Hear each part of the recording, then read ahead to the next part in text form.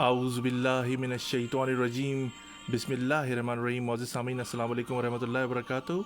आप सुन रहे हैं बाशूर सामीन का बाशूर प्रोग्राम ए ज़िंदगी रेडियो टीवी शिकागो यूएसए। आपकी जानी पहचानी आवाज़ तौसीफ़ सिद्दीकी आपसे मुखातिब है। हमारे प्रोग्राम की तफसीलात समात फरमा लीजिए। हमारे स्टेशन पर आप कॉल कर सकते हैं, इसके लिए डायल कीजिए या व्हाट्सअप कॉल कीजिए 773-766-1416 773-766-1416। और आप हमारे गुज़िश्ता 13 से 14 साल के रिकॉर्डेड प्रोग्राम सोशल वेबसाइट पर भी सुन सकते हैं। इसके लिए वेब ब्राउज़र पर टाइप कीजिए या गूगल कीजिए www.talkshoe.com batein-juta.com। सर्च बॉक्स या कॉल आई डी बॉक्स में एंटर कीजिए 91736। बहुत सारी नामवर शख्सियात मौजूद हैं, जिनमें सहाफ़ी, दानिश्वर, फ़नकार, डॉक्टर्स, इंजीनियर्स या कोई भी ऐसी शख्सियत जिससे अल्लाह ताला ने मामूली या गैर मामूली कोई भी सलाहियत दी है। हम कोशिश करते हैं कि आपके दरमियान में लेकर आएँ और उनकी सहर कुन गुफ्तगू से आप भी फ़ायदा उठाएँ और हम भी फ़ायदा उठाएँ। सामीन, आपको जैसे कि बताया कि हम अपने प्रोग्राम की इब्तिदा तिलावत कलाम पाक से शुरू करते हैं। मुनीब सिद्दीकी अपनी खूबसूरत आवाज़ में तिलावत कलाम पाक पेश करेंगे। सुनिए, छोटे से एक ब्रेक के बाद आपकी खिदमत में हाजिर होते हैं। أعوذ بالله من الشيطان الرجيم بسم الله الرحمن الرحيم إذا جاء نصر الله والفتح ورأيت الناس يدخلون في دين الله أفواجا فسبح بحمد ربك واستغفر إنه كان توابا صدق الله العظيम। जज़ाकल्लाह मुनीब सिद्दीकी कि आपने खूबसूरत आवाज़ में तिलावत कलाम पाक पेश किया। आपका बहुत बहुत शुक्रिया। सामीन, आपको एक खूबसूरत सी नाच सुनाते हैं। रमज़ान के हवाले से बाबरकत महीना है और ये नन्हे से हमारे नौनिहाल, इन्होंने खूबसूरत अंदाज में एक कलाम पढ़ा है रमज़ान के लिए। सुनिए, मायदा जाहिद की आवाज़ में और मोहम्मद नूर, दोनों बहन भाई हैं, इनकी आवाज़ खूबसूरत है। दाद ज़रूर दीजिए, आपका फ़ीडबैक दरकार रहेगा। और मेरे जितने भी फेसबुक फ्रेंड्स से मुझे ज्वाइन किया है, वालेकुम अस्सलाम। और एक छोटे से ब्रेक के बाद आपकी खिदमत में हाजिर होते हैं। रमज़ान रमज़ान आया माहे रमज़ान रमज़ान रमज़ान आया माहे रमज़ान। रोज़ा रखें और नमाज पढ़ें, रोज़ा रखें और नमाज पढ़ें, उठो रोज़ा रखें। रमज़ान रमज़ान आया माहे रमज़ान, इनका दूसरा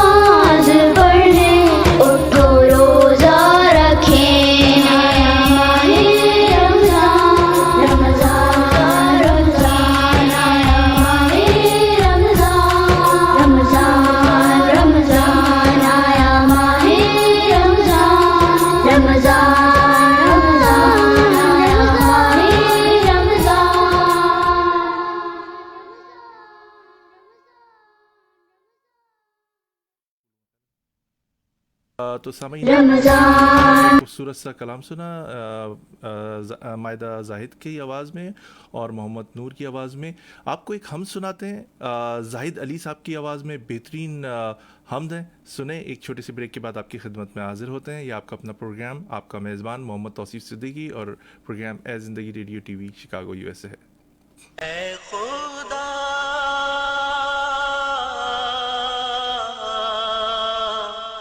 बख्श दे तू हमारी खता,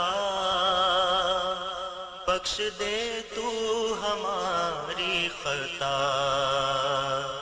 हम गुनाहगार हैं, हम सियाहकार हैं, हम गुनाहगार हैं, हम सियाहकार हैं।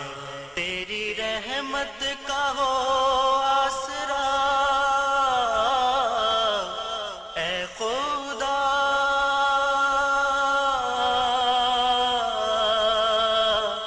बख्श दे तू हमारी खता। तेरे बंदे बता दे किधर जाएंगे, तेरी रहमत न होगी तो मर जाएंगे। वास्ता है तुझे तेरे महबूब का, बेसहारों का हो आसरा, ऐ खुदा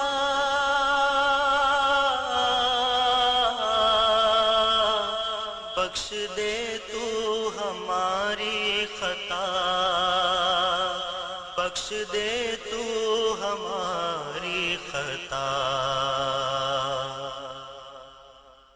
हर तरफ सिसकियों आहों का शोर है, बेकफन लाशें हैं आसमां गोर है। ऐ खुदा सबकी तुझसे ये फरियाद है, इम्तिहान है ये हम पे कड़ा, ऐ खुदा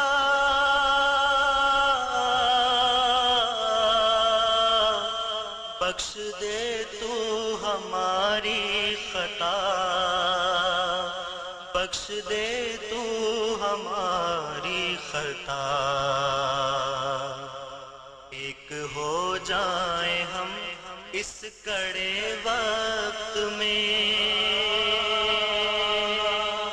प्यास के सहरा और भूख के दश्त में।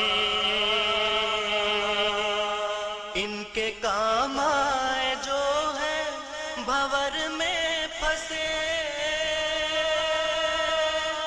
आदमियत का हक हो अदा,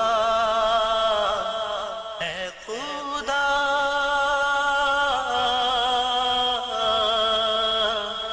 बख्श दे तू हमारी खता, बख्श दे तू हमारी खता। हम गुनाहगार हैं, हम सियाहकार हैं, तेरी रहमत का हो आसरा, ऐ खुदा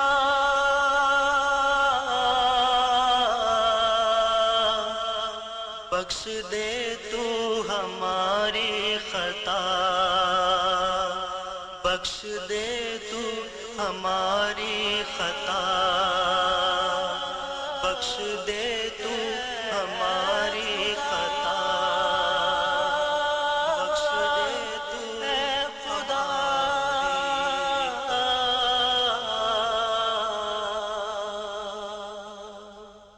वाह, ज़बरदस्त, माशाल्लाह, बहुत खूबसूरत कलाम जाहिद अली साहब का आपने ये हम सुनी। और बख्श दे खुदा, वाकई बख्श दे। जिस तरह आप देख रहे हैं कि कोरोना पूरी दुनिया में फैला हुआ है और पूरी दुनिया मुतासिर हुई हुई है। हर आदमी के दिल में खौफ है कि मैं बाहर जा रहा हूँ, बाहर से कहीं वायरस लेके ना आ जाऊँ। हर मुल्क में हर हुकूमत ने अपनी तौर पर इक़दाम किए हैं, हज़ारों लोग मुतासिर हुए हैं। अब तक शिकागो में लगभग 8 से 10 पाकिस्तानी जो हैं उनकी डेथ हुई है, और न्यूयॉर्क में तकरीबन 80 से 90 पाकिस्तानी जो हैं उनकी डेथ हुई है, और सैकड़ों जो है वो मुतासिर भी हुए हैं न्यूयॉर्क में। और शिकागो में लगभग कोई 60 से 70 लोग मुतासिर हुए हैं पाकिस्तानी कम्युनिटी में। अहल खाना की तरफ से सही बात नहीं की जा रही, क्योंकि वो चाहते हैं कि हिजाब रहे, उनके घर की प्राइवेसी है। तो दुआ गो हैं कि अल्लाह ताला जो बीमार हैं उनको सेहतियाब करे, और जो दुनिया से रुखसत कर गए हैं उनकी अल्लाह ताला मगफरत फरमाए। और कोशिश करें protect yourself, hand sanitiser, gloves और मास्क का इस्तेमाल कीजिए। कहीं भी जाएं, आप दुनिया के किसी भी हिस्से में प्रोग्राम सुन रहे हैं, ये एहतियाती तदबीर हैं, इसको ज़रूर मद्देनज़र रखें। सामीन, आज बड़ी इंपॉर्टेंट आपसे गुफ्तगू करेंगे। हमारे दरमियान में दो अहम शख्सियात मौजूद हैं। पाकिस्तान में दोबारा से स्पॉट फिक्सिंग, मैच फिक्सिंग और पता नहीं कौन कौन सी फिक्सिंग होती है, उस पर हम गुफ्तगू करेंगे आज। और हमारे दरमियान में आज शेब जट समा के सीनियर स्पोर्ट जर्नलिस्ट हैं, और दूसरे हमारे मेहमान जनाब अतीकुर रहमान साहब हैं, जियो के सीनियर स्पोर्ट जर्नलिस्ट हैं। दोनों से गुफ्तगू करेंगे। अरसा दराज से पाकिस्तान में करप्शन के हवाले से खिलाड़ियों के नाम आ रहे हैं कि या तो उनको ख़रीद लिया जाता है, या उनको तोड़ लिया जाता है, या मजबूर किया जाता है। राशिद लतीफ़ और बासित अली साहब ने अरसा दराज पहले इंकशाफात किए थे कि हमारी जो पाकिस्तानी टीम है कुछ खिलाड़ी इन्वॉल्व हैं। उसके बाद कुछ लोगों को सज़ाएँ भी हुई, कुछ लोग मुअत्तल हुए। फिर ये सिलसिला रुका नहीं, ये तसलसल से चलता भी रहा, और पाकिस्तान बदनाम होता रहा। हाल ही में उमर अकमल के हवाले से एक स्कैंडल सामने आया। 3 साल के लिए उनकी पाबंदी लगी। मुत्तहिद खिलाड़ियों ने उनकी हक़ में आवाज़ बुलंद की, कुछ ने उनकी मुखालफत की कि इनको सज़ा मिलनी चाहिए, और उनको तनबीह भी की गई माजी में। और उनके हक़ में जनाब शुएब अख्तर साहब जो माजी के फास्ट तरीन बॉलर थे, और उन्होंने आवाज़ उठाई, तो उनको तफज़्ज़ुल रिजवी जो पाकिस्तान क्रिकेट बोर्ड के वकील भी हैं, हर जाने का नोटिस जारी हुआ है उनको करोड़ों रुपए का। उस पर भी हम गुफ्तगू करेंगे। अपने दोनों मेहमान जनाब शुएब जट और अतीकुर रहमान साहब को प्रोग्राम में खुशामदीद कहते हैं। अस्सलाम वालेकुम शुएब जट साहब और अतीकुर रहमान साहब। वालेकुम अस्सलाम। बहुत शुक्रिया सर कि आपने हमारा प्रोग्राम ज्वाइन किया है। शिवजट साहब, आपको हम मुतअद्दिद बार ज़हमत दे चुके हैं अपने प्रोग्राम में, और बड़ी हमने गर्मा गर्मी भी हुई और बहुत सारे इंशाफात भी हुए हमारे प्रोग्राम के तवस्सुत से। आज दोबारा एक नया स्कैंडल उमर अकमल की शक्ल में दोबारा से आया है। माजी में उमर अकमल को भी वार्निंग दी गई जब उनके भाई को मैच नहीं खिलाया गया, तो उन्होंने बहाना बनाया दर्द का, और उस पर पाकिस्तान क्रिकेट बोर्ड ने काफ़ी सख्त एक्शन भी लिया था। फिर इनको जावेद मियां साहब जो माजी के लेजेंड हमारे क्रिकेटर हैं, उन्होंने भी मुतअद्दिद बार इंकशाफ किया कि मैंने उनको समझाया कि अपने आप को इम्प्रूव करो, लेकिन उनको या तो समझ में नहीं आया। आज 3 साल की उनके पाबंदी लगाई है। शिवजट साहब, ये बताइए कि उन्होंने एग्जैक्टली क्या किया, और किस तरह पाकिस्तान क्रिकेट बोर्ड ने उनको कैच किया? क्या उनका प्रोसीजर था जिसकी वजह से वो उनको पकड़ने में कामयाब हुए, या वो अभी तक इसी सिलसिले में बोर्ड की वजह से परेशानी और एक शदीद असाब का शिकार हैं? क्या कहेंगे इस बारे में आप? देखिए, ये बड़ी अजीब सी मामला है कि हर बार जो है वो खिलाड़ियों को पाबंदी का जो है वो शिकार कर दिया जाता है, और वो करना भी चाहिए अगर कोई किसी गलत काम में मुलविस है। लेकिन हैरत की बात ये होती है कि वो कल्पर्ट या वो शख्स जिसने इस पे उकसाया हो, या जो ब्रिज का किरदार अदा कर रहा हो एक मैच फिक्सर के दरमियान और खिलाड़ी के दरमियान, जो मैसेंजर होता है, उसके बारे में दावा भी करते हैं कि हमने उसकी मुलाकातें नोट की हैं, हमने चीज़ें की। तो उसको क्यों नहीं गिरफ्तार किया जाता? अगर उसको गिरफ्तार किया जाए, उसको सामने लाया जाए, जाहिर है क्रिकेट बोर्ड का ये डोमेन नहीं है कि वो किसी को गिरफ्तार करे, लेकिन क्रिकेट बोर्ड जो है वो उस बंदे को, जब आपका पूरा एंटी करप्शन का विंग है तो आप सिक्योरिटी दारों के साथ राब्ते में होते हैं, उसके जरिए उसको अरेस्ट करवाएं। तो ये जो है ना चीज़ें जब सामने होंगी, लोग पकड़े जाएंगे, बड़े रैकेट पकड़े जाएंगे, तो बड़े इंकशाफात होंगे। उमर अकमल की स्टोरी की जहाँ तक बात की है, देखिए ये सेम केस है जैसे खालिद लतीफ़ का केस था कि PSL में वहाँ पे शर्जील खान और खालिद लतीफ़ और मोहम्मद इरफान को एक ही टीम के थे, इस्लामाबाद के, तीनों को पकड़ा गया, और इरफान ने वो मैच खेला था, शर्जील ने मैच खेला था, लेकिन खालिद ने वो मैच नहीं खेला था। ठीक है, तो उसके लिए खालिद का एक जवाब है कि जी मैंने जब खेला ही नहीं तो मैंने जो है वो फिक्सिंग की नहीं। ये ऐसे ही है कि आप किसी को पकड़ लें और कहेंगे जी आपने कत्ल का सोचा था, सही है, तो आपको हम फांसी की सजा नहीं दे सकते आप, जब तक वो निकले ना। उस मैं ये मिसाल के तौर पे कह रहा हूँ, ऐसा नहीं कि कोई ऐसा करे, मैं मिसाल के तौर पे कह रहा हूँ। तो इसी तरीके से खालिद लतीफ़ ने अगर कमिट किया था, जो इनका दावा है, खालिद तो आज तक नहीं माने, और इसी तरीके से उमर अकमल के बारे में इनका दावा है कि उसने कमिट किया, लेकिन उमर अकमल ये बात नहीं मान रहा। हाँ, उसने ये बात मानी कि जी मैंने रिपोर्ट नहीं की थी। तो मेरी जहाँ तक इतलात हैं, उसके मुताबिक जो है क्रिकेट बोर्ड के पास कुछ शवाहिद थे, लेकिन बाद में उमर अकमल के और इनके दरमियान आपस में सेटलमेंट बैठ गई कि जो है क्या नाम है, ये दोनों फ्रीकैन जो हैं वो इस मामले को आगे नहीं बढ़ाएंगे और ये दोनों इसको हल कर लेंगे खुश उसलूबी से। वो हल ये करना था कि उसकी पनिशमेंट जो है वो कम कर देनी थी। तो ये जो 3 साल में चले गए, ये 6 महीने से 8 साल तक की ये पनिशमेंट लगनी थी, लेकिन उमर अकमल ने ये बेवकूफ़ी की कि जब जिस दिन समाअत थी, जिस दिन इन्होंने फैसला देना था, बगैर वकील के पहुंच गए। जब बगैर वकील के पहुंच गए तो जो मेरी इतलात है कि वहां पे उसको जो स्टेटमेंट वो उसने दी और जो रिटर्न में थी, दोनों में थोड़ा सा फर्क आ गया था और उस पर वो बजिद थे, जिसकी वजह से उनको जो है वो मैक्सिमम पनिशमेंट जो है वो दी गई। मीनवाइल ये भी मुझे पता चला है कि पाकिस्तान क्रिकेट बोर्ड के जो लॉयर थे वो उस जज पे बहुत ज्यादा प्रेशर डाल रहे थे, जो इसकी समाअत कर रहे थे कि आप उमर अकमल को मैक्सिमम सजा की तरफ लेके जाएं। तो फिर इस वजह से उनके ऊपर 3 साल की पाबंदी लगी, लेकिन अभी कुछ दिनों में ये जो है जब तफसीली फैसला आएगा, उसके बाद अपील होगी, तो फिर वो जो तुम्हारा इनकी पुरानी अंडरस्टैंडिंग थी वही मामला हो जाएगा और उमर अकमल की सजा रिड्यूस हो जाएगी।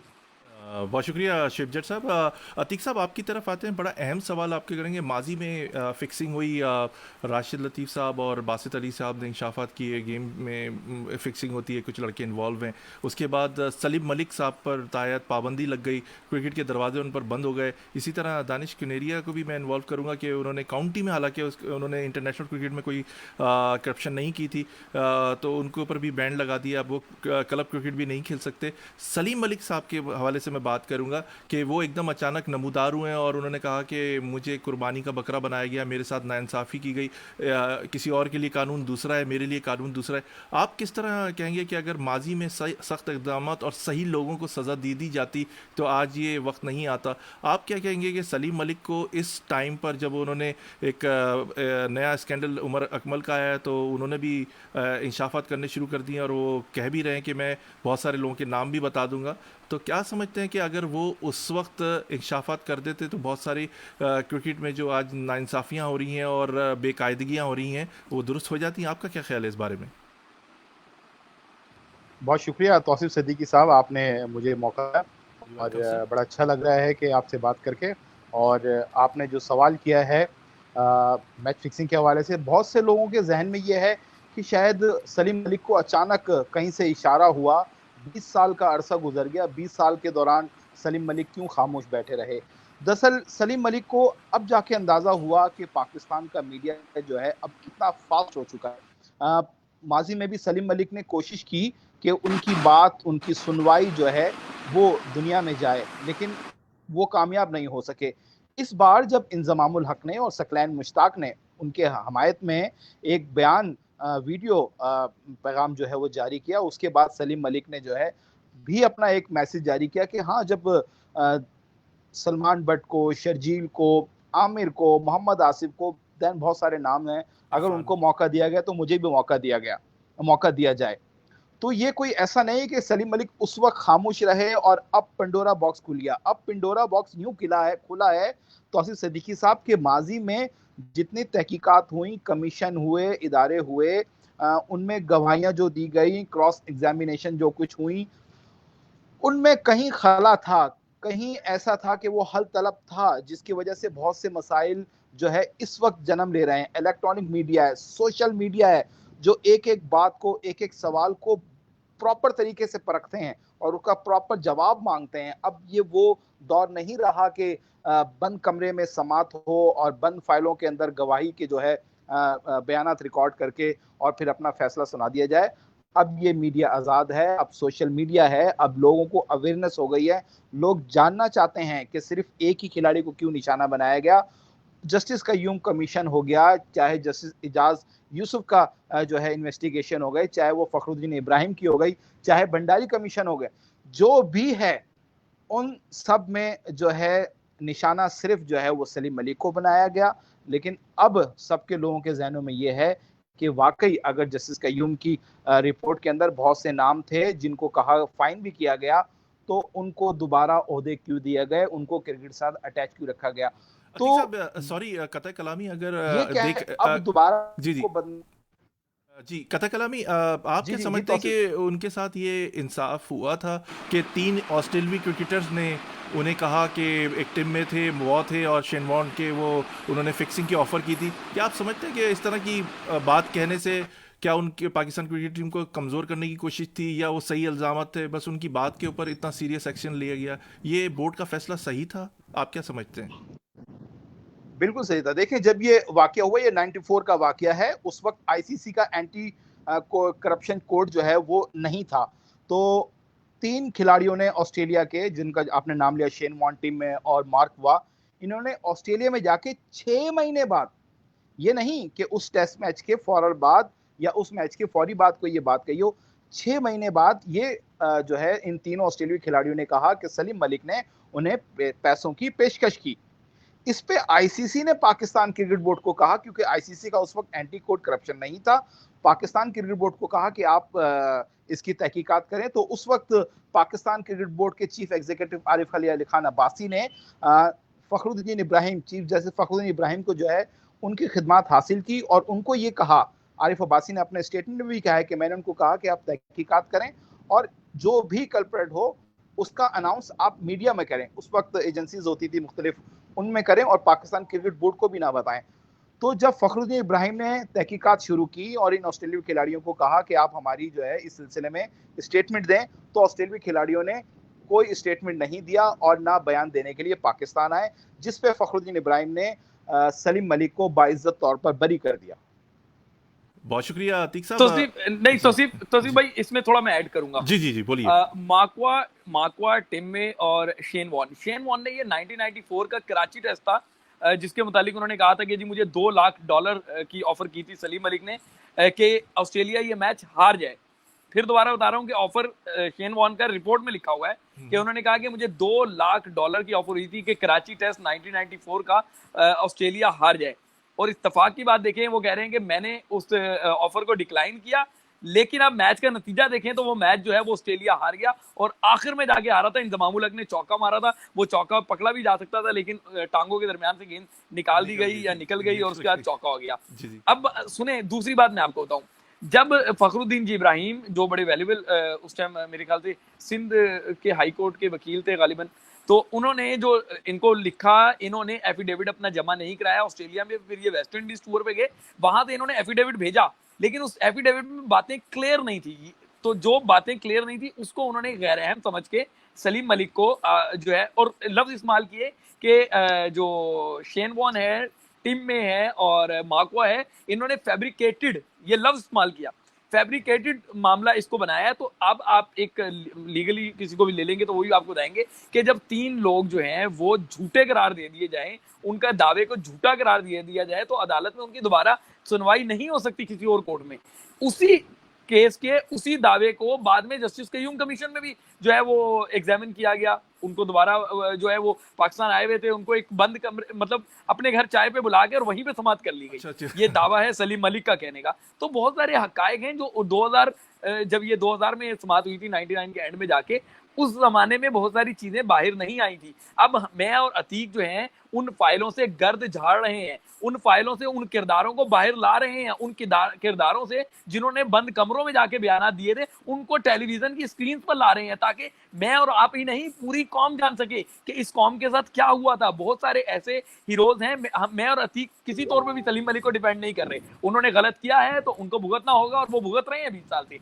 लेकिन वो लोग जो गलत करके भी इस कौम के हीरो बने हुए हैं, अब वक्त है कि उनके असली चेहरे भी दिखाए जाए। क्योंकि आप देखें, क्या ये अजीब इत्तेफाक नहीं है कि वसीम अकरम जो है उन पर जो है वो रिपोर्ट कहती है कि इनको कोई ओहदा नहीं देना, और फिर उन्हीं के इस्लामाबाद यूनाइटेड के 3 लड़के जो हैं वो फिक्सिंग में मुलविस पाए जाते हैं। जी, जी। क्या जो है वो इस तरीके के बहुत सारे सवालात हैं जो आप जब देखेंगे, जब आपके सामने आएंगे, तो आप सोचने पर मजबूर हो जाते हैं। मैं और अतीक किसी तौर पे भी, चाहे वसीम अकरम हो चाहे कोई और हो, ना हम उनको एक्यूज कर रहे हैं और ना ही हम उन पे जो है वो किसी किस्म की जो है वो Allegation। बाइस होकर रिपोर्टिंग कर रहे हैं। लेकिन एलिगेशन तो हमारा लगाना बनता ही नहीं, हम जर्नलिस्ट हैं, लेकिन हम हकायक को सामने ला रहे हैं। और वो हकायक आने वाले दिनों में जब आप सुनते जाएंगे तो आप खुद सर पकड़ के बैठ जाएंगे कि ये क्या हो रहा था। असल खेल जो है वो ना ग्राउंड में हो रहा था, ना उस इंक्वायरी कमीशन में हो रहा था, कहीं और कुछ खेल हो रहा था। अब वो खेल सामने आएगा। बहुत शुक्रिया अतीक साहब। बड़ा अहम सवाल यहाँ पे खड़ा हो गया है कि बासित अली साहब जो माजी में ईमानदारी के हवाले से और फिक्सिंग के हवाले से सबसे पहले आवाज़ बुलंद करने वालों में से उनका शुमार होता है, उन पर भी एलिगेशन लग गई है। माजी में भी उनके ऊपर इल्ज़ाम लगाया गया था कि बॉल टेम्परिंग करते थे, उनको खुसूसी तौर पर कप्तान या मैनेजर की तरफ से हिदायत दी जाती थी। आज अब्बासी साहब ने और इंतखाब आलम साहब ने भी एक पंडोरा बॉक्स खोल दिया उनके खिलाफ, और बासित अली साहब ने एक बयान दिया है कि मुझे फांसी पे लटका दिया जाए अगर ये करप्शन साबित हो जाए। तो इन आप क्या समझते हैं, मेरा अहम सवाल ये आपसे कर रहा हूं कि इतनी पुरानी बातों को अब खोलने का क्या मकसद है? दरअसल अब खोलने का मकसद कोई ये नहीं है, मैंने जैसे पहले ही आपको कहा ना कि हम कोई पाकिस्तान को बदनाम मतलब मीडिया करना चाह रहा है, या कोई पाकिस्तानी मीडिया फिर पाकिस्तानी क्रिकेट को बदनाम करना चाह रहा है, ये बिल्कुल गलत तासुर है। हम तो सिर्फ हकाइक को सामने ला रहे हैं। जैसे शुएब जट ने कहा कि बहुत सी फाइलें हैं, हम उसमें से गर्द जो है साफ कर रहे हैं, और वो जो फाइलों में बयानात थे अब वो खिलाड़ी खुद कह रहे हैं। अब जहां तक आपने बासित अली की बात की, बासित अली ने ये दावा किया कि अगर उनको ये साबित कर दिया जाए ये कि मैंने कभी एतराफ़ किया है, तो वो फांसी पे लटकने तैयार है। तो बासित अली के लिए मैं ये कहूँगा कि वो रिपोर्ट्स अभी तक मंजर आम पर आ चुकी हैं, बल्कि सब पढ़ भी चुके हैं, जिसमें बासित अली के बारे में जस्टिस इजाज़ यूसुफ की रिपोर्ट में इंतखाब आलम ने ये एडमिट किया है कि बासित अली ने 94 के श्रीलंका के दौरे के दौरान मैनेजर इंतखाब आलम को कहा कि मैंने फिक्सिंग की थी, लेकिन मैं आइंदा नहीं करूंगा, मुझे माफ कर दिया जाए। ये बात इंतखाब आलम ने आके आरिफ अब्बासी, जो उस वक्त पाकिस्तान क्रिकेट बोर्ड के चीफ एग्जीक्यूटिव थे, उनको बताया। तो आरिफ अब्बासी ने कहा कि आप अपनी रिपोर्ट में ये चीज मेंशन करें। लेकिन जब इंतखाब आलम ने दोबारा बासित अली से राब्ता किया रिपोर्ट बनाने के सिलसिले में, तो बासित अली मुकर गए, और इस वजह से इंतखाब आलम ने अपनी रिपोर्ट में उसका जिक्र नहीं किया। लेकिन जब जस्टिस इजाज यूसुफ की इंक्वायरी हो रही थी, उस दौरान इंतखाब आलम ने इस चीज को एडमिट किया है कि ऐसा हुआ था।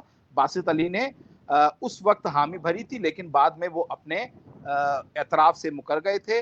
लेकिन ये बात जस्टिस इजाज यूसुफ की रिपोर्ट में बाकायदा तौर पर मेंशन है। बहुत शुक्रिया अतीक साहब। शुएब जट साहब, हमने माजी में इस पर बड़ी अहम गुफ्तगू की थी, बड़े बड़े नाम भी हमने ऑन एयर लिए थे। अभी जो हम सिचुएशन देख रहे हैं, करप्शन रुक नहीं रही। हमने आमिर पे बात की, हमने सलमान भट्ट पे बात की, मोहम्मद आसिफ पे बात की, वसीम अकरम पर, वकार यूनुस पर, मुश्ताक अहमद, मैं कितने नाम लेते जाऊं और वो एक लंबी तवील लिस्ट है।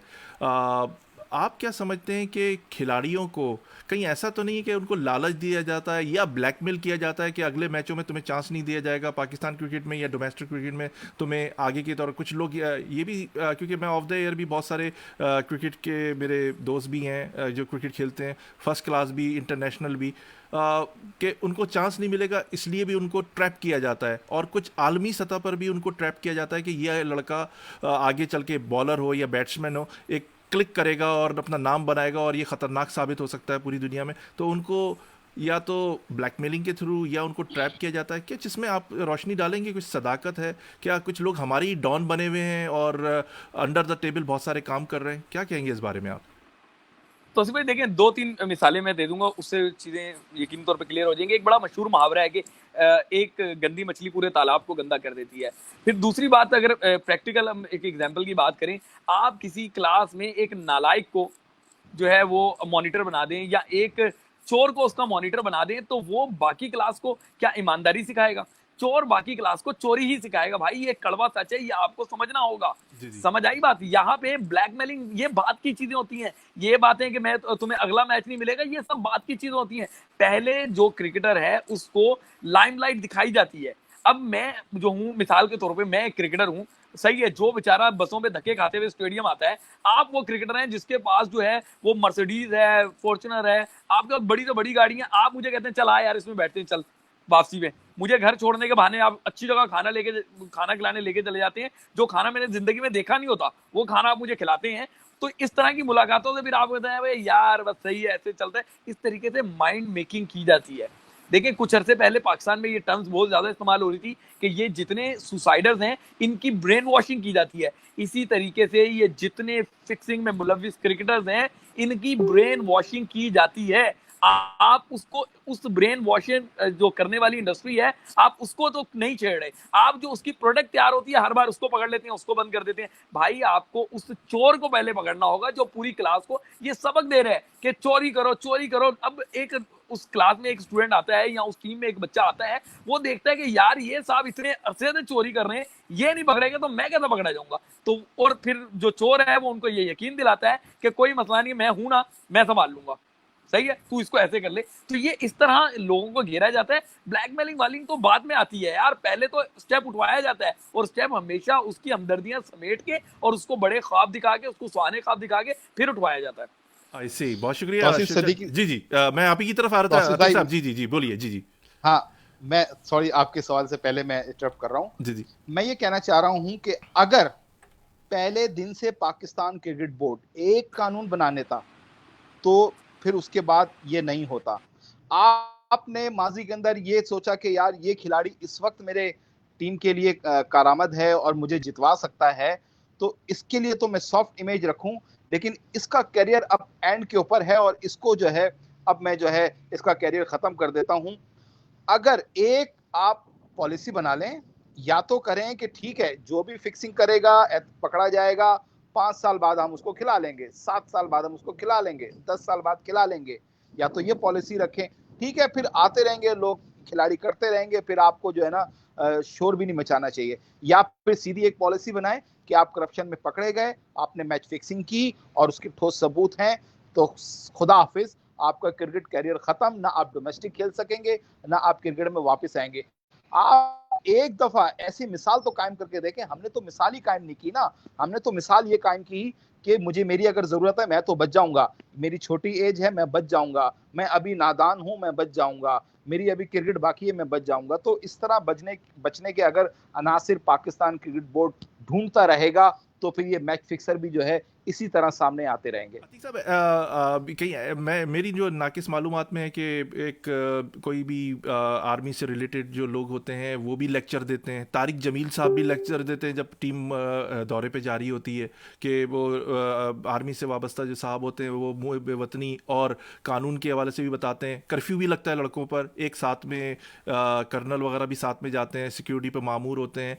और फिर तारिक जमील साहब के सहर कुन जो गुफ्तगू होती है उस वो भी बताई जाती है कि अगर फिक्सिंग करोगे तो अल्लाह ताला का अजाब भी होगा और गुनाह भी होगे कौम के।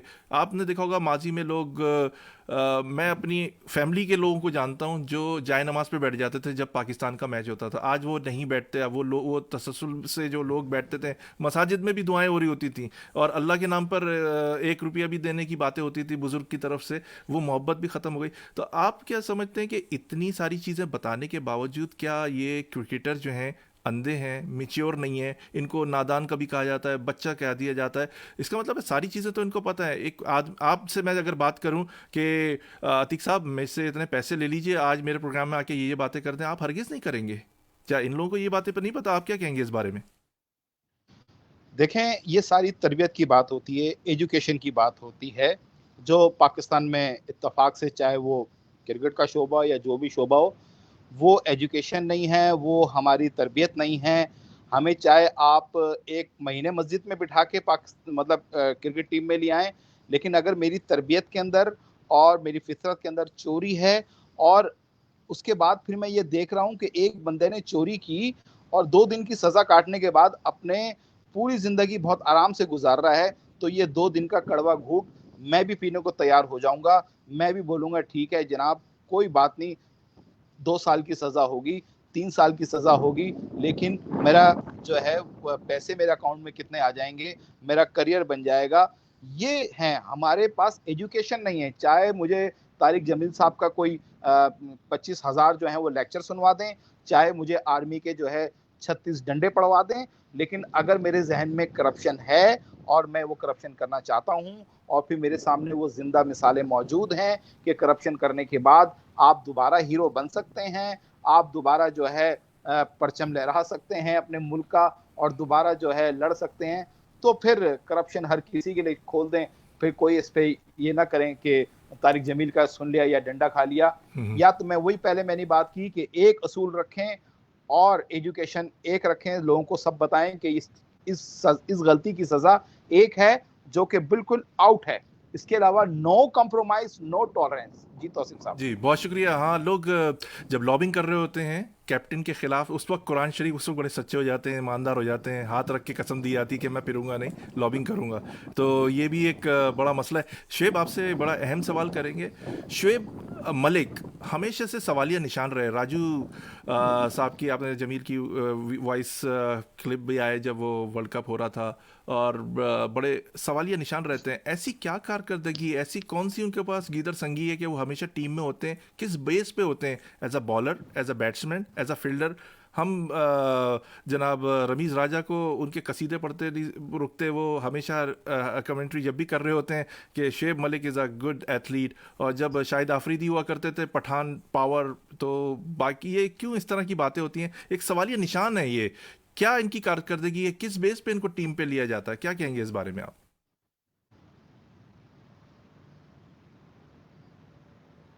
जी शुएब, आपको आवाज़ आ रही है मेरी? हेलो शिव साहब, मेरा आपसे राब्ता मुनक़ता हो गया। अतीक साहब, आपको आवाज़ आ रही है मेरी? जी जी जी तौसीफ भाई, मुझे आवाज आ रही है। अच्छा, मेरे ख्याल में शुएब साहब डिस्कनेक्ट हो गए। तो आप क्या कहेंगे? आपसे ही सवाल कर लेते हैं। इन द मीन टाइम मैं दोबारा से कनेक्ट करने की कोशिश करता हूँ। आपने अगर मेरा सवाल सुना कि शुएब मलिक एक सवालिया निशान है कि वो किस कारकर्दगी की बेस पर टीम में शामिल होते हैं हमेशा? देखें, शुएब मलिक उनकी माजी में परफॉर्मेंस तो अच्छी रही है, लेकिन जहां तक आप ये कह रहे हैं कि उनके पास कौन सी ऐसी गीदड़ सिंगी है कि वो हर वक्त पाकिस्तान स्क्वाड में कहीं ना कहीं से जो है जगह बना लेते हैं। जी जी। बहुत स्मार्ट हैं शुएब मलिक, बहुत स्मार्ट मूव करते हैं। हम उन पे कोई ऐसा इल्ज़ाम लगा नहीं सकते कि जब तक मेरे पास कोई ठोस सबूत ना हो, कोई ऐसी चीज़ ना हो कि मैं बोलूँ कि हाँ ये है। ठीक है, बहुत स्मार्ट मूव करके एक ताल्लुकात बना के वो किस तरह टीम में आते हैं, शुएब जट आपको ज़्यादा बेहतर जवाब देंगे। वो मेरे ख्याल से आ गए हैं अब लाइन के ऊपर। मेरे ख्याल में शायद शुएब जट साहब आप लाइन पर हैं? मेरे ख्याल में नहीं, अभी उनसे मेरा राब्ता नहीं आता। हो रहा, मैं कोशिश कर रहा हूँ, उससे बात करते हैं। अच्छा अतीक साहब, एक अहम सवाल आपसे करेंगे कि रमीज़ राजा साहब जो हैं कमेंट्री कर रहे हैं अरसे दराज से। हमारे पाकिस्तानी क्रिकेटर्स का एक बहुत बड़ा प्रॉब्लम है, जो मुझे क्रिकेटर्स ने बात भी कही, उनको इंग्लिश नहीं आती और उनसे इंग्लिश में इंटरव्यू लिया था। वो जो खेल के आ रहे होते हैं, एक तो वो प्रेशर, फिर इंग्लिश में जवाब देना, उससे बड़ा प्रेशर। तो ऐसा क्यों नहीं होता कि वो उर्दू में ही बात करें अपनी? आपने देखा होगा बहुत सारे इंडिया के क्रिकेटर्स भी हैं, वो भी इंग्लिश में इंटरव्यू देने से भागते थे। सहवाग हैं और भी बहुत सारे हैं। तो आप नहीं समझते कि इनसे उर्दू में ही बात की जाए? एक प्रेशर इनके ऊपर बिल्ट रहता है। हाँ, ये माजी में होता था, लेकिन अब तौसीफ सदीकी साहब, अभी गुज़िश्ता कोई 2, 4, 6 महीने में हमने देखा है कि जैसे बाबर आजम हो गए या नसीम शाह हो गए फास्ट बॉलर, इनकी इंग्लिश इतनी अच्छी नहीं है। तो ये अब पाकिस्तान क्रिकेट बोर्ड के साथ मीडिया मैनेजर हर वक्त जाता है, तो जो प्रेस कॉन्फ्रेंस होती है या फिर मैच के बाद सेरेमनी होती है, उसके अंदर जो है इनका इंटरप्रेटर होता है, साथ होता है, चाहे वो ऐसा खिलाड़ी हो जिसको नहीं आती हो। तो ये अब काफ़ी हद तक जो है रिजॉल्व हो चुका है। अब अगर किसी को इंग्लिश नहीं आती तो रमीज़ राजा उनसे, आपने अगर अक्सर देखा होगा, उर्दू में बात कर लेते हैं, या अगर रमीज़ राजा नहीं है, कोई फॉरनर्स कंपेयर है, तो उसके साथ पाकिस्तान क्रिकेट बोर्ड का मीडिया मैनेजर या उस वक्त का टीम का मैनेजर जो है वो साथ खड़े होके उनकी तर्जुमानी कर लेते हैं। तो ये मसला तो अब खासा हल हो गया है। पाकिस्तान क्रिकेट बोर्ड ने इस मसले पर काबू पा लिया है, क्योंकि अब हमने देखने में नहीं आता, गुज़िश्ता हम 3 से 4 महीने में देख रहे हैं, ऐसी कोई बात नहीं हुई। हाँ, कोई खिलाड़ी खुद कहे कि नहीं मैं इंग्लिश बोल लूँगा, और वो वहाँ जाके खुद टूटी-फूटी इंग्लिश बोले और अपना करना चाहे, तो उस पे कुछ कह नहीं सकते। लेकिन अब पाकिस्तान क्रिकेट बोर्ड की ये पॉलिसी है कि अगर कोई खिलाड़ी कहता है कि भई अगर मैं मैन ऑफ द मैच हूँ या मेरी प्रेस कॉन्फ्रेंस है, लेकिन मैं इंग्लिश के इतने ज़्यादा अच्छे ना समझ सकता हूँ, ना जवाब दे सकता हूँ, तो फिर उसके साथ जो है मैनेजर या मीडिया मैनेजर अब साथ होता है। जी तौसीफ जी साहब। बहुत शुक्रिया अतीक साहब। अतीक साहब, आप क्या समझते हैं अभी ये फिक्सिंग के हवाले से? उमर अकमल और शर्जील से बड़ी उम्मीदें वाबस्ता हैं कि वो टीम में वापस आएंगे। आप क्या समझते हैं कि अब इतने सारे शवाहिद सामने आ गए, इतने सारे लोग अब बयानात भी दे रहे हैं, क्या पाकिस्तान क्रिकेट बोर्ड इस सिलसिले में कंट्रोल कर सकेगा इस फिक्सिंग को? क्योंकि मुल्क का नाम बड़ा बदनाम हो रहा है। फिर एक प्रॉब्लम ये भी सामने आती है कि कुछ खिलाड़ी जो माजी के होते हैं उसकी हिमायत में बोल रहे होते हैं, कुछ उसके अगेंस्ट बोल रहे होते हैं। ये भी एक बड़ा प्रॉब्लम है। फिर कानूनी चाराजोई शुरू हो जाती है, फिर धमकियां शुरू हो जाती हैं। क्या कहेंगे कुछ, या बोर्ड इतना कमज़ोर है, हमारा कानून इतना कमज़ोर है, या हमारा सिस्टम ही कमज़ोर है? सिस्टम कमजोर है हमारा, कानून तो हम बना नहीं रहे। अगर हम इसके अगेंस्ट एक कानून बना ले कि जीरो टॉलरेंस, जैसे मैंने पहले भी कह चुका हूँ, तो फिर मेरे ख्याल से कुछ है नहीं। लेकिन जीरो टॉलरेंस जो है फिर वो हर किसी खिलाड़ी के लिए होना चाहिए। ये नहीं कि यार ये बिग शॉट खिलाड़ी है, बहुत बड़ा खिलाड़ी है, इसके ताल्लुकात बहुत ऊपर तक हैं, मैं इसके खिलाफ एक्शन लूंगा तो मेरी नौकरी जा सकती है, मेरा कोई ओहदा जा सकता है। ये ना हो। फिर ये ना हो कि कोई गरीब खिलाड़ी है, चलें जी ये अगर फंस गया तो मैं इसके खिलाफ एक्शन ले लूं। जीरो टॉलरेंस, चाहे वो बड़ा खिलाड़ी हो, चाहे वो बड़ा नाम हो, चाहे वो कप्तान हो, चाहे वो मैनेजर हो, चाहे वो पीसीबी का कोई बड़ा ओहदेदार क्यों ना हो, जीरो टॉलरेंस आपको रखनी पड़ेगी। अगर जब तक आप जीरो टॉलरेंस नहीं रखेंगे तो फिर आपका सिस्टम भी कमजोर होता रहेगा, फिर लोग बातें भी करते रहेंगे। अगर आप एक लाइन ड्रॉ कर लें कि इससे आगे जो कोई जाएगा तो फिर उसका क्रिकेट कैरियर खत्म है। और जहां तक आपने बात की शर्जील की पीएसएल में वापसी हुई, बहुत अरसे बाद उनको एक्शन में नजर आया। थोड़े से मतलब उनकी फिटनेस के हवाले से टीम मैनेजमेंट ने भी सवाल उठाए और बज़ाहिर देखने वालों को भी लग रहा था। तो शर्जील अगर अपने आप को कमबैक करना चाहेंगे तो इस वक्त उनके लिए बड़ी अच्छी विंडो खुली हुई है, क्योंकि फखर जमान जो है वो थोड़ा फॉर्म के अंदर नहीं है। तो इस वजह से शर्जील के पास एक बहुत अच्छा मौका है। और शर्जील अभी कुछ दिनों पहले एक वीडियो भी आई थी हैदराबाद में, वो अपने घर में ट्रेनिंग कर रहे हैं, वेट ट्रेनिंग, क्योंकि लॉकडाउन है तो बाहर ग्राउंड में हो नहीं रही, अपने फिटनेस को बेहतर बना रहे हैं। शर्जील ने अपनी फिटनेस को बेहतर बनाया और अपनी फॉर्म को वापस लिया है। तो बहुत सॉलिड बैट्समैन पाकिस्तान को जो ओपनर की तलाश है, जो आते ही हिटिंग शुरू कर दे, तो मिल सकता है। जी जी, बहुत शुक्रिया आतिक साहब। लास्ट आपसे क्वेश्चन करेंगे। शिव जट साहब से हमारा राब्ता नहीं हो रहा, कुछ वहाँ पर लाइट के इश्यूज आए हुए, तो आपसे गुफ्तगू करें। लास्ट बड़ा इंपॉर्टेंट सवाल करेंगे आपसे कि क्या आप समझते हैं कि पाकिस्तान की क्रिकेटर्स जो हैं वो जिस तरह फिक्सिंग हो रही है, उनके नाम आ जाते हैं, इतने सारे नाम हैं कि मैं किस किस के नाम लूँ, और पूरे 5-5 के लड़कों का ग्रुप सब, लेकिन आज तक किसी सट्टेबाज को अरेस्ट करके सज़ा नहीं दी गई। क्या वजह है? सलीम मलिक ने भी कहा है कि मैं बहुत सारे नाम बता दूंगा, लेकिन बताता कोई भी नहीं है। आमिर और सलमान बट और आसिफ के मामले में भी हमने देखा, शर्जील के मामले में भी देखा, इरफान के मामले में भी देखा, उमर अकमल, मैं कितने नाम लूँ आपको से, माजी में वसीम अकरम, वकार यूनुस, ये सब लोग जो थे इन्वॉल्व थे। लेकिन उन सट्टेबाजों का या जो इनको दे रहा था, पहली बात है वो आपके ड्रेसिंग रूम तक किस तरह पहुँच रहे हैं? मैं और आप जैसे आदमी को दूर रखा जाता है, एक आम आदमी को जिसे मैं कहूँगा, लेकिन ये उनका नाम क्यों नहीं आता? क्या वजह है? देखें, पता तो सब होता है। पाकिस्तान क्रिकेट बोर्ड का ताल्लुक खिलाड़ियों की हद तक होता है।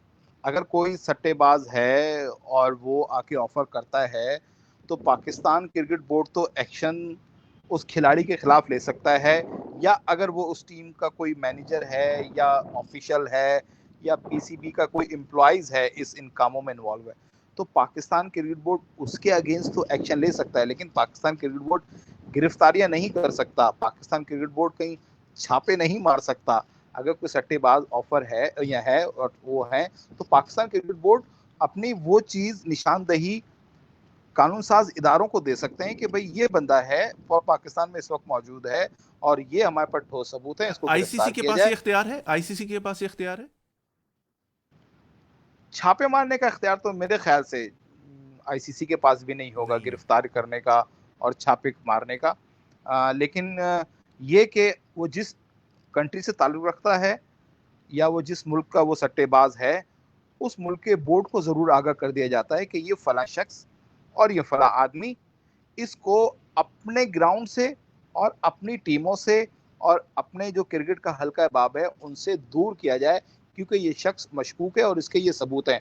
और अगर आपका मुल्क या आपका बोर्ड ये चाहता है कि ये इसकी गिरफ्तारी हो, तो योर डिसीजन, आपकी कंट्री, आपकी कानून साज इदारे वो गिरफ्तार कर सकते तो करें। लेकिन मेरे ख्याल से आईसीसी या पाकिस्तान क्रिकेट बोर्ड गिरफ्तारियां और छापे नहीं मार सकता।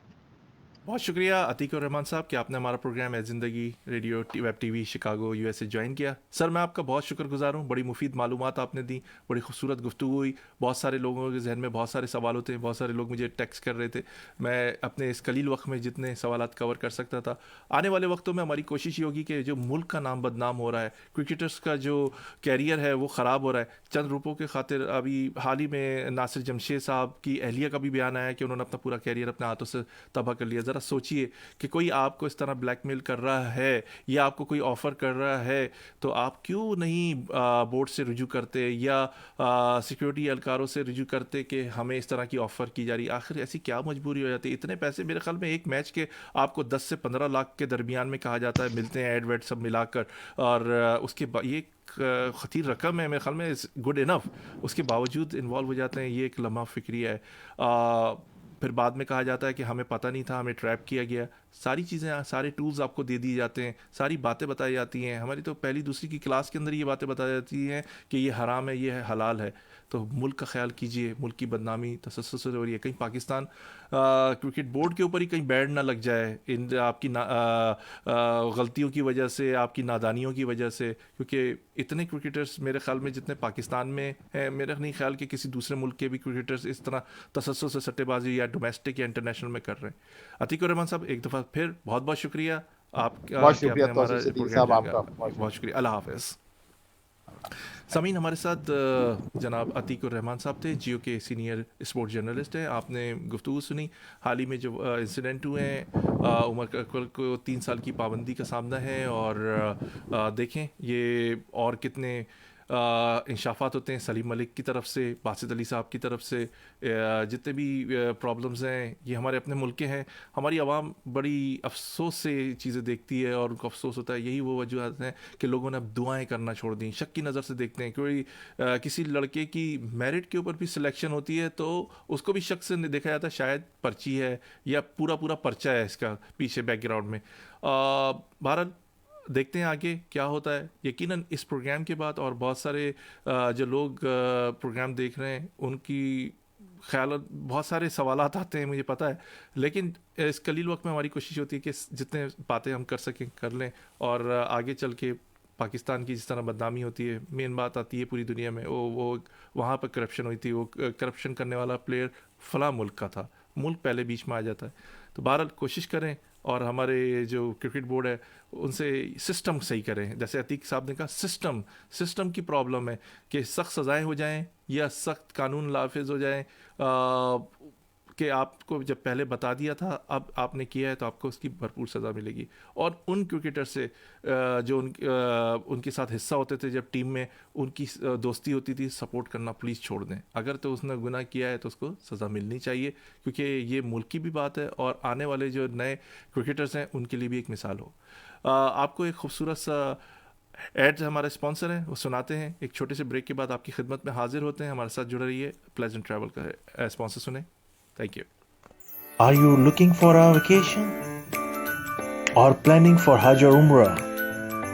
For the best rates and amazing packages, contact Pleasant Travel. Located at 6257 North Clark Street, Chicago, Illinois. Contact them. Their phone number is 773-508-1927. Their email is pleasanttravel@hotmail.com. Travel to countries like Pakistan, USA, Canada, India, UK, Europe, Russia, Turkey, Egypt, UAE, Australia, Asia, Africa, and more. And make your trip memorable with Pleasant Travel. Their Facebook page is Pleasant Travel Chicago. For best rates and amazing packages of Hajj and Umrah, contact Pleasant Travel. तो सामीन आपने sponsor सुना हमारा pleasant travel. आप इनके पास जाइए, बेहतरीन rate available हैं इनके पास। उम्रा और हज के लिए भी पैकेजेस हैं इनके पास, इनसे कांटेक्ट करें। यकीनन हज भी इंशाल्लाह ओपन हो जाएगा और उम्रे भी शुरू हो जाएंगे लोग करना, तो ज़रूर कांटेक्ट कीजिए। पाकिस्तान के लिए भी जल्द फ़्लाइट शुरू हो जाएंगी, तो अपनी रिजर्वेशन अभी से करवाएं, आगे समर वेकेशन भी आ रही है, तो कांटेक्ट करें प्लेजेंट ट्रैवल से। आज ही 3 मई आलमी यौम सहाफ़त बनाया गया पूरी दुनिया में। मैं उन तमाम सहाफ़ियों को सलाम अक़ीदत पेश करता हूँ कि जिन्होंने अपनी जानों का नजराना पेश किया पूरी दुनिया में रिपोर्टिंग के दौरान में, और आवाम को अपने अपने मुल्क की और पूरी दुनिया को ख़बरों से बाखबर रखा। सहाफ़त एक अहम पेशा है जिसमें वो लोग तो घर पे ही बैठे होते हैं, उनको घर बैठे ऐसी मालूमात मिल जाती हैं जिसका वो तसव्वुर भी नहीं कर सकते। सहाफ़ी मेरे मुल्क का हो या किसी भी मुल्क का हो, किस तरह वो अपनी जान हथेली पर रख के कैमरामैन के साथ भागता है, रिपोर्टिंग करता है, अपनी जान को ख़तरे में हथेली पे लिए हुए घूमते हैं, उनको सलाम अक़ीदत है। और जितने भी रिपोर्टिंग के दौरान इस जहाँ फ़ानी से कूच कर गए, अल्लाह ताला उनकी मग़फ़िरत फ़रमाए। और ये सहाफ़त का आलमी दिन है, और बहुत सारे लोग कलम को ख़रीदने की कोशिश करते हैं, और कलम एक ऐसी ताकत है, आप ज़बान बंद कर सकते हैं लेकिन कलम नहीं रोक सकते। मेरे मुल्क में भी बहुत सारे सहाफ़ी जो हैं वो मार दिए गए, हाल ही में हमने प्रोग्राम भी किए उनके लिए। और न्यूज़ एक्शन कमेटी के जनाब उमैर अली अंजुम साहब बड़ी कोशिश कर रहे हैं सहाफ़ियों के उनके हुकूक दिए जाएं। डबल सवारी पे पाबंदी है, उनको जबरन जॉब से निकाला जा रहा है, उनकी सैलरीज़ रोकी जा रही हैं, उनको बहुत सारे माशी प्रॉब्लम्स हैं। ये एक ऐसा इक़दाम है। मैं आप लोगों से दरख्वास्त करूँगा कि उमैर अली अंजुम का साथ दीजिए, और सहाफ़त में जो लोगों को परेशानियां हैं अपने अपने मसाइल बताइए ताकि वो उन चीज़ों को जाकर करें। अभी उन्होंने हाल ही में एक पिटीशन भी फ़ाइल की है डबल सवारी पर कि सहाफ़ी किस तरह कवरेज करे, एक कैमरामैन भी चाहिए, और डबल सवारी पे पाबंदी है। कम से कम प्रेस के जो लोग हैं उनको रिलीफ मिलना चाहिए। आपको एक खूबसूरत सा कलाम सुनाते हैं मोहम्मद अली सोहरवर्दी साहब की आवाज़ में, सुनिए, एंजॉय कीजिए। एक छोटे से ब्रेक के बाद आपकी खिदमत में हाजिर होते हैं।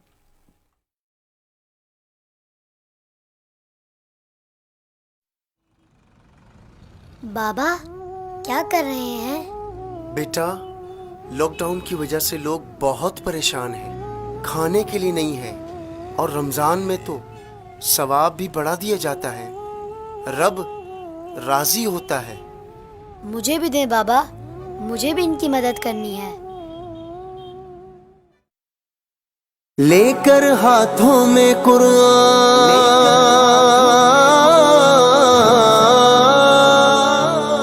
लेकर हाथों में कुरान, आया मांगे रमजान, आया अल्लाह का मेहमान माहे रमजान, आया अल्लाह का मेहमान, आया है माहे रमजान, आया अल्लाह का मेहमान, आया है माहे रमजान, ज़ौक़ इबादत बढ़ने लगा, चारों तरफ है नूरी समा, सुभान अल्लाह। ज़ौक़ इबादत बढ़ने लगा, चारों तरफ है नूरी समा, रोज़े नमाज़े और कुरान, आया है माहे रमजान, आया अल्लाह का मेहमान, आया है माहे रमजान, आया अल्लाह का मेहमान, आया है माहे रमजान, माहे रमजान, माहे रमजान, माहे रमजान, माहे रमजान, बंद हुई हर चीज यहाँ,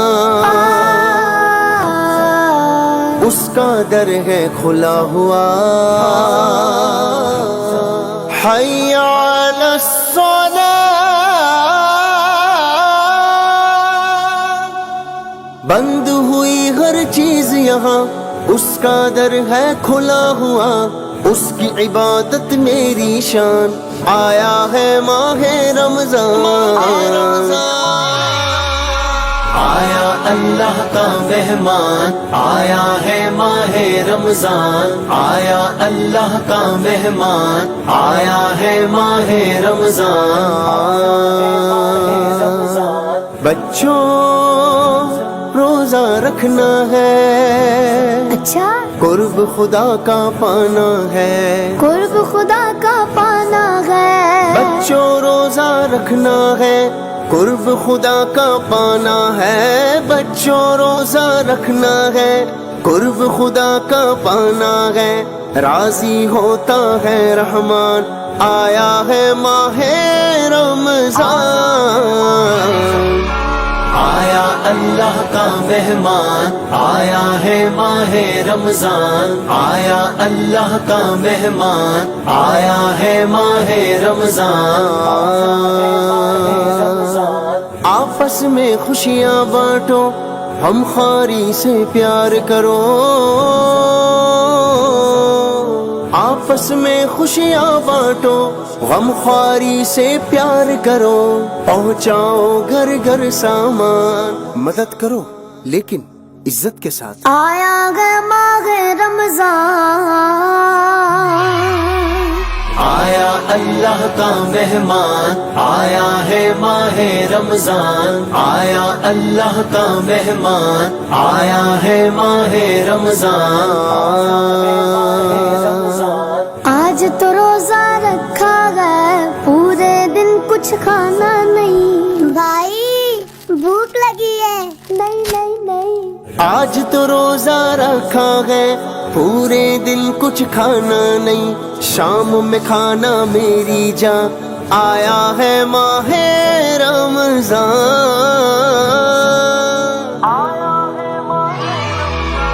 आया अल्लाह का मेहमान, आया है माहे रमजान, आया अल्लाह का मेहमान, आया है माहे रमजान। माहे रमजान, माहे रमजान, माहे रमजान, माहे रमजान। सच्ची तौबा करते रहो, सच्ची तौबा करते रहो, रब से उजागर डरते रहो, रब से उजागर डरते रहो। सच्ची तौबा करते रहो, रब से उजागर डरते रहो, लेकर रहमत और गुफरान, आया है माहे रमजान, आया अल्लाह का मेहमान, आया है माहे रमजान, आया अल्लाह का मेहमान, आया है माहे रमजान। माहे रमजान, माहे रमजान, माहे रमजान, माहे रमजान। आया है माहे रमजान। माशाल्लाह, सुभान अल्लाह। बहुत ही खूबसूरत कलाम मोहम्मद अली सोहरवर्दी साहब का आपने सुना सामीन, और पाकिस्तान के नामवर नातख्वां हैं और अमेरिका भी तशरीफ़ लाते हैं और बहुत सारे हमदसना करके लोगों को महसूस करते हैं। आपने इनका कलाम सुना, दाद के मुस्तक इनको फ़ीडबैक ज़रूर दीजिए। और अभी हमारे दरमियान में शुएब जट और जनाब अतीक और रहमान साहब थे। आपने करप्शन के हवाले से क्रिकेट में जो हो रही है तसलसल से, और पाकिस्तान का नाम जो है बदनाम भी हो रहा है, आपका फ़ीडबैक भी दरकार है कि ये करप्शन किस तरह पाकिस्तान क्रिकेट बोर्ड रोक सकता है, पाकिस्तान की अदालतें किस तरह रोक सकती हैं। आपके नज़दीक क्या एडवाइस है कि क्या सिस्टम को किस तरह सही करें। यहाँ बहुत सारे लोग जो हैं, जब बिलखुसूस इंडिया और पाकिस्तान का मैच होता है तो लोग बड़े गौर से देखते हैं और बड़े एक्साइटेड होते हैं, और कुछ लोग बाहर बैठ के जो मशवरे दे रहे होते हैं। आज उन मशवरों की ज़रूरत है, तो आपका फ़ीडबैक ज़रूर दें। और यकीनन शुएब जट साहब और अतीक और रहमान साहब जो हमारे दरमियान में भी थे, हमने क्रिकेट की करप्शन के हवाले से बात की, उन तक जाएगा और वो यकीनन आला अरबाब इख्तियार को बताएंगे कि आप इन पॉलिसीज़ पे काम करें। यहाँ पर अमेरिका में और इंग्लैंड में बड़ी लोग जो हैं गहरी दिलचस्पी रखते हैं क्रिकेट से, और यहाँ पर भी अच्छी खासी लीग होती है और लीग क्लब्स हैं यहाँ पर खेली जा रही है क्रिकेट। शिकागो में भी बहुत सारे क्लब्स हैं। तो प्लीज़ आपका फ़ीडबैक मुझे चाहिए कि क्या बोर्ड इक़दाम करे जिससे ये करप्शन रुके, मुल्क का नाम बदनाम ना हो। एक और आपको खूबसूरत सा एक कलाम सुनाते हैं खुश नसीब की आवाज़ में। खुश नसीब, वाकई इनके माँ बाप बहुत खुश नसीब हैं कि छोटे से एक नौनिहाल है खूबसूरत आवाज़ में कलाम पेश करते हैं। और मेरी कोशिश होती है कि बच्चों को प्रमोट करें, और आने वाले मुस्तकबिल के मेहमान हैं, यही बागडोर संभालेंगे। और बिलखुसूस अमेरिका जैसे मुल्क में अपने बच्चों की ऐसी तरबियत करना कि वो कलाम पढ़ें, हमद सना करें। एक खूबसूरत सा कलाम सुने खुश नसीब की आवाज़ में। एक छोटे से ब्रेक के बाद आपकी खिदमत में हाजिर होते हैं। बिस्मिल्लाहिर्रहमानिर्रहीम। माहे मुबारक, माहे मुबारक, माहे मुबारक, माहे मुबारक, नूरानी रोज़ो शब है साथ लेके आया, नूरानी रोज़ो शब है साथ लेके आया, रमज़ान का महीना किस्मत से हमने पाया, रमज़ान का महीना किस्मत से हमने पाया। हो आपको मुबारक, हो आपको मुबारक, माहे मुबारक, माहे मुबारक, माहे मुबारक, माहे मुबारक, नूरानी रोज़ो शब है साथ लेके आया, नूरानी रोज़ो शब है साथ लेके आया, रमज़ान का महीना किस्मत से हमने पाया, रमज़ान का महीना किस्मत से हमने पाया। हो आपको मुबारक, हो आपको मुबारक, माहे मुबारक, माहे मुबारक, माहे मुबारक, माहे मुबारक, इफ्तार की है रौनक़ें, सहरी की बरकतें, इफ्तार की है रौनक़ें, सहरी की बरकतें, दुनिया की नेमतें हैं अल्लाह की रहमतें, दुनिया की नेमतें हैं अल्लाह की रहमतें, ऐसे में बेकसों को, ऐसे में बेकसों को भूलो नहीं खुदारा, माहे मुबारक, माहे मुबारक, माहे मुबारक, माहे मुबारक, इस माह में हुआ है कुरान का नुज़ूल, इस माह में हुआ है कुरान का नुज़ूल, होती है रोज़ेदार की हर एक दुआ कबूल, होती है रोज़ेदार की हर एक दुआ कबूल, करते रहो भलाई की, करते रहो भलाई की अल्लाह से दुआ, माहे मुबारक, माहे मुबारक, माहे मुबारक, माहे मुबारक, प्यारे रसूल पाक ने रब से मिला दिया, प्यारे रसूल पाक ने रब से मिला दिया,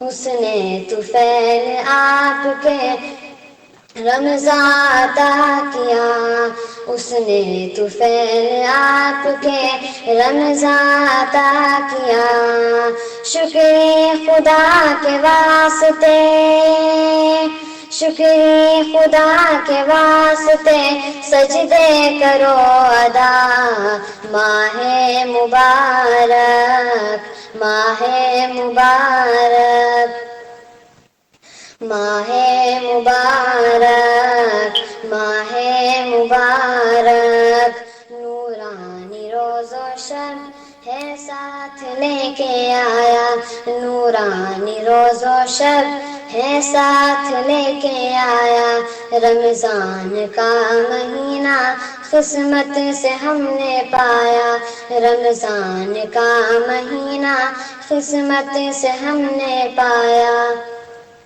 तो सामीन, खूबसूरत आपने कलाम सुना खुश नसीब की आवाज़ में। आप प्लीज़ दिल खोल कर दाद दीजिए। नौनिहाल खुसूसी तौर पर आपके लिए भेजते हैं अपना कलाम, और इनकी माँ और इनके वालिद बड़ी मेहनत करते हैं, तो प्लीज़ इनको आप फीडबैक ज़रूर दीजिए। एक अहम टॉपिक पे आज थोड़ी सी गुफ्तगू करेंगे आपसे, और टॉपिक है आज का ख़वातीन की बदकलामी अपने शौहर से। बहुत सारी, मैं एक बात अक्सर अपने प्रोग्राम में कहता हूँ कि ज़बान में हड्डी नहीं होती, लेकिन बड़े बड़ों की खोपड़ी तोड़ देती है।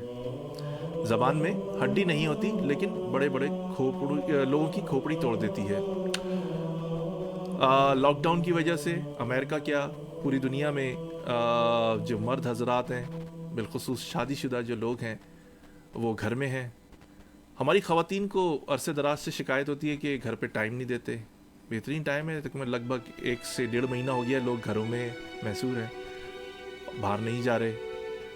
ये अच्छा टाइम है ख़वातीन को अपने शौहर की खिदमत करने का और उनको समझने का भी। कहते हैं कि ये अभी तक समझे नहीं, हालांकि 10-8 बच्चे हो भी जाते हैं, इसके बावजूद भी कहती हैं कि अभी तक ये मुझे समझे ही नहीं। लेकिन ये समझने का बड़ा अच्छा मौका है। लेकिन मेरे पास बहुत सारी शिकायतें आई कि इस लॉकडाउन में जो होती रही, बहुत सारी ख़वातीन जो हैं मर्दों से लड़ती रही, बहुत सारे मर्द भी लड़ते रहे, अपनी ख़वातीन पर तनकीदें करते रहे, उनको उठते बैठते टीच करते रहे, खाना सही नहीं बनाया, सफाई सही तरह नहीं की, वेट बढ़ गया है तुम्हारा, ये भी बातें हैं। उसके बाद ख़वातीन की तरफ से जो जुमलों की बम्बार्डमेंट होती है, आप ज़रा थोड़ी देर के लिए सोचिए कि आपका बच्चा बच्ची, आपकी जो औलाद है वो भी सुन रही है। कल को यही बच्चे अपने बाप को भी इसी तरह जवाब देंगे। ज़रा सोचिए थोड़ी देर के लिए कि आप किस तरह बदकलामी कर रही हैं। या कोई प्रॉब्लम है तो अकेले में जाके भी बात कर सकती हैं कि आपकी इस बात से मुझे तकलीफ़ हुई, या मुझे इस बात पे आपकी एतराज़ है। मुंह फाड़ कर, गला चीख कर जब लड़की देखने के लिए जाते हैं, जब तो बड़ी खामोश बैठी होती हैं सारी ख़वातीन, लगता है कि इनके मुंह में ज़बान भी नहीं है। बड़े बूढ़े कहते थे ना, गूंगी भी लेकर आ जाओगे तो टटर करेगी वो भी। तो यही बात है कि सोचिए कितना अच्छा टाइम है, लोग अपनी बेगमात के साथ अच्छा वक्त गुजारें। ये बात कंफर्म है कि जहाँ 2 बर्तन होते हैं वहाँ खटक ज़रूर होती है। अगर कोई आदमी कह रहा है कि मेरा अपनी बेगम से कभी फड्डा नहीं हुआ, या कोई औरत कह रही है कि मेरा अपने हस्बैंड से कभी किसी बात पर कोई फड्डा नहीं हुआ, कोई इख्तलाफ नहीं हुआ, तो सबसे बड़ा झूठ है। लेकिन मेरा जो कहने का मकसद है कि आपके बच्चों पर जो असर पड़ रहा है, फिर हम क्यों कहते हैं कि औलाद नाफरमा बरदार हो गई। औलाद जो है वो सुन नहीं रही, बाप कुछ कह रहा है, वो बच्चा जो है जवाब का नहीं दे रहा सही तरह, अगर दे भी रहा है तो उसका लहजा ठीक नहीं है, उसमें एटीट्यूड प्रॉब्लम आई है। तो उन ख़वातीन, क्योंकि बच्चे की परवरिश माँ करती है, मैं हमेशा से कहता हूँ कि माँ के पैरों के नीचे जन्नत है, लेकिन वो माँ अपने बच्चे की ऐसी तरबियत तो करे कि वो उस जन्नत को हासिल कर ले। जब तरबियत ही नहीं होगी तो बच्चा जन्नत कैसे हासिल करेगा। तो खुदारा मेरी रिक्वेस्ट है कि बड़ा अच्छा टाइम है, प्यार मोहब्बत से रहें। और मुझे पता है कि घर में रहने के बाद बहुत सारी चीज़ों में तलखियाँ हो जाती हैं, मिजाज नहीं मिलता, लेकिन समझने का, आगे की प्लानिंग करने का बहुत अच्छा टाइम है। इससे खूबसूरत टाइम कभी नहीं मिलेगा। बहुत सारे लोगों को शिकायत होती है कि जब से शादी हुई है यार मैं कभी घर में बैठा ही नहीं, हमेशा मैं कोलू का बैल बना रहा, और घर से निकला सुबह हुई काम पर, शाम काम पर, ये बिल वो बिल। अब ये बड़ा अच्छा टाइम मिला है आपको, आपकी ये शिकायत भी दूर हो गई। लेकिन फिर मैं बात कहूँगा ख़वातीन से कि प्लीज़, अगर आप अपने शौहर का एहतराम नहीं करेंगी तो फिर आप क्या तवक्को करती हैं कि आपकी औलाद जो है वो भी अपने वालिद का एहतराम करेगी। तो वालिद का एहतराम बहुत ज़रूरी है। एक घर का जो अहम सतून है वो है वालिद। मैं अपने शायर दोस्तों से हमेशा से इख्तलाफ करता हूँ इस बात पर कि बड़े बड़े दीवान लिख दिए आपने, बड़ी बड़ी शायरी लिख दी माँ के लिए, बाप के लिए कुछ नहीं लिखते। इक्का दुक्का ही कोई नज़में लिखी होंगी, कोई शेर लिख दिया होगा, लेकिन हमेशा माँ का ही रोना है कि माँ बड़ी मजलूम है। अभी पिछले कुछ अरसे साल पहले मैं एक प्रोग्राम में डिबेट में था, तो वहाँ पर एक खातून बड़े ज़ोर और शोर से बात कर रही थी, बड़ा प्राउडली कह रही थी कि हम 9 महीने एक बच्चे को पेट में रखते हैं। ठीक है, आप 9 जिस दिन से शादी होती है और जब तक वो आदमी मरता नहीं है, जब तक वो सरवाइव कर रहा होता है, बच्चों की ज़रूरियात ज़िंदगी पूरी कर रहा होता है। मेरे नज़दीक, मैं मर्द हूँ इसलिए नहीं कह रहा, मर्द भी मजलूम है बेचारा, कहाँ जाए। माँ की सुनता है तो माँ की तरफ है, बहनों की सुनता है तो बहनों की तरफ है। भाई ये तो मेरी तो मानता ही नहीं, पता नहीं क्यों शादी की है। अगर बीवी की सुनता है तो वो माँ की तरफ से और वो बहनों की तरफ से प्रॉब्लम के, तो बीवी के हो गए, अब तो हमारी तो सुनेंगे भी नहीं है, हमारा तो ख्याल ही नहीं है इनका। तो बेचारा मर्द कितना मजलूम है, ये सोचिए। अभी बड़ा अच्छा टाइम है, प्लीज़ अपने शौहर की खिदमत करें, उसके दिल में उतरने की कोशिश करें, उसकी जो प्रॉब्लम्स हैं वो सॉल्व करें, साथी बने, और उसकी जो मसले मसाइल हैं उनको अपना मसला समझ के सॉल्व करें। एक आप शरीक हयात ऐसी तरह, इसीलिए तो कहते हैं कि शरीक हयात है, हयात तक। आदमी शादी करता है सुकून के लिए, सुकून हासिल करने, ये लड़ाई झगड़े के लिए नहीं करता कि ये मसला हो गया, आज वालदा ने कुछ कह दिया, आज बहनों ने कुछ कह दिया, आज बीवी ने कुछ कह दिया। वो बेचारा सुनता ही रहता है, उसकी ज़िंदगी में सुनना होता है, सारे मसले सॉल्व कर होता है। तो प्लीज़ गौर फिक्र कीजिए। एक खूबसूरत सी दुआ आपको सुनाते हैं, बड़ी प्यारी सी दुआ है, हरमीन और मोहम्मद हरमीन और हया इरफान की आवाज़ में। सुनिए, बहुत खूबसूरत सी दुआ है। एक छोटे से ब्रेक के बाद आपकी खिदमत में हाजिर होते हैं।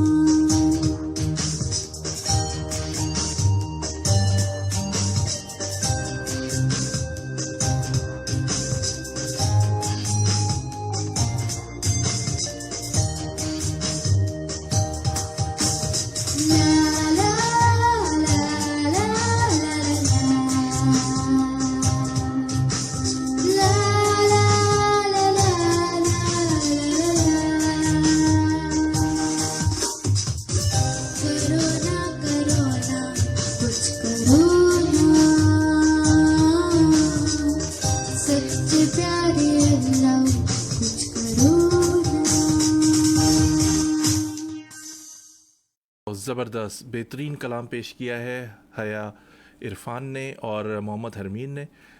इनके पेरेंट्स रीना इरफान और इरफान कुरैशी बड़ी मेहनत करते हैं और बड़ी खूबसूरत एडिटिंग करते हैं और बड़ा अच्छा म्यूज़िक बैकग्राउंड में पेश करते हैं, इनको तैयार करते हैं। वो पेरेंट्स भी दाद के मुस्तक़िल का फ़ीडबैक दरकार है। मेरे जितने भी फेसबुक फ्रेंड्स ने मेरा प्रोग्राम ज्वाइन किया है, वालेकुम अस्सलाम। आज हमने टॉपिक पे गुफ्तगू की थी क्रिकेट की करप्शन के हवाले से। शुएब जट साहब और जनाब अतीकुर रहमान जियो टीवी से मुंसलिक हैं अरसे दराज से, और शुएब जट जो हैं समा टीवी से मुंसलिक हैं, स्पोर्ट जर्नलिस्ट हैं सीनियर। आपने दोनों की बातें सुनी कि किस तरह करप्शन हो रही है, किस तरह खिलाड़ियों को इस्तेमाल किया जा रहा है। आपका फ़ीडबैक मेरे लिए दरकार रहेगा। आज हमने ख़वातीन किस तरह अब्यूज़ कर रही हैं मर्दों को इस लॉकडाउन में, उस पर भी रोशनी हमने डाली है। आपका फ़ीडबैक उस पर भी हमें दरकार रहेगा। प्लीज़ अपना फ़ीडबैक ज़रूर दें। ख़ास तौर पर ये जो करप्शन हो रही है, मुल्क का नाम बदनाम हो रहा है। और इसमें एक चीज़ ऐड ये करेंगे कि एक नया सहाफ़ी भी पैदा करें रमीज़ राजा के अलावा, जो इंग्लिश में गुफ्तगू कर सकते हैं। अब मैं लड़कपन से जवानी और जवानी से बुढ़ापे की तरफ जा रहा हूँ, लेकिन ये साहब अपनी जगह पर कायम है। न जाने कौन सी ये कहाँ से पर्ची लिखवा कर आए कि ये नहीं जा सकते कहीं भी, फ़िक्स हो गए हैं बिल्कुल। अल्लाह ताला ने पाकिस्तान में बेतहाशा टैलेंट दिया है, और दूसरे सहाफ़ियों को भी और कमेंटेटर जो हैं उनको टाइम दिया जाए, मौका दिया जाए कि वो भी अपनी सलाहियतों का लोहा मनवाएँ। तो प्लीज़ मेरा प्रोग्राम सुनते रहिए। अगले इतवार को दोबारा आपकी खिदमत में हाजिर होंगे 1 बजे Chicago time, 11 PM Pakistan time. Allah आपका, हमारा सबका निगहबान। इबादत में याद रखिए तौसीफ़ सिद्दीकी को, आपका मेज़बान। अल्लाह हाफ़िज़।